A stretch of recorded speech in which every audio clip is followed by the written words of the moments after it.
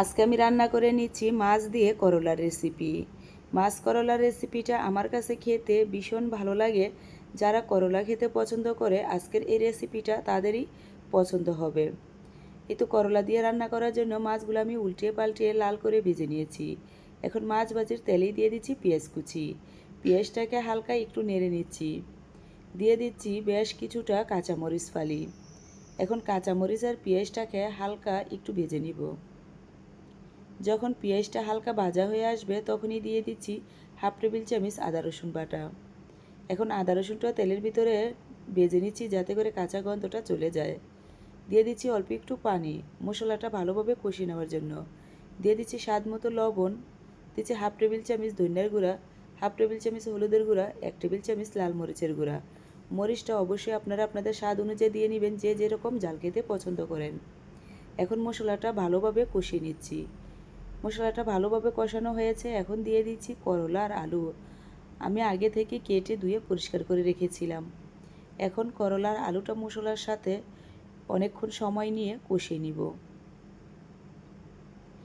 এই তো ভালোভাবে নিচ থেকে নেড়ে মিশিয়ে নিয়েছি। এখন ঢাকনা দিয়ে ঢেকে কিছুক্ষণ রান্না করে নিব।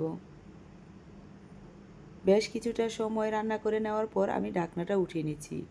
আলু আর করলাটা কিন্তু ভালোভাবে সিদ্ধ হয়ে গেছে। এখন আমি এইভাবে আরও 2 মিনিটের মতো নেড়ে কষিয়ে নিচ্ছি। দিয়ে দিচ্ছি পরিমাণ মতো পানি। পানিটা দিয়ে আমি নিচ থেকে নেড়ে দিচ্ছি।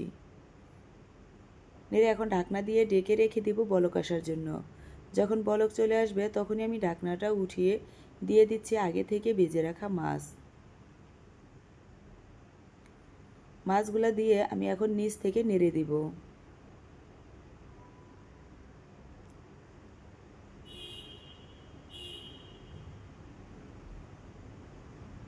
তো ভালোভাবে নিচ থেকে নেড়ে দিয়ে আবারও ঢাকনা দিয়ে ঢেকে আরও কিছুক্ষণ রান্না করে নিব। প্রায় 5-6 মিনিটের মতো রান্না করে নিয়েছি। দেখেন রান্নাটা কিন্তু একদম শেষ পর্যায়ে। এই পর্যায়ে আমি দিয়ে দিচ্ছি অল্প একটু ভাজা জিরার গুঁড়া। আপনারা চাইলে ধনিয়া পাতা দিতে পারেন।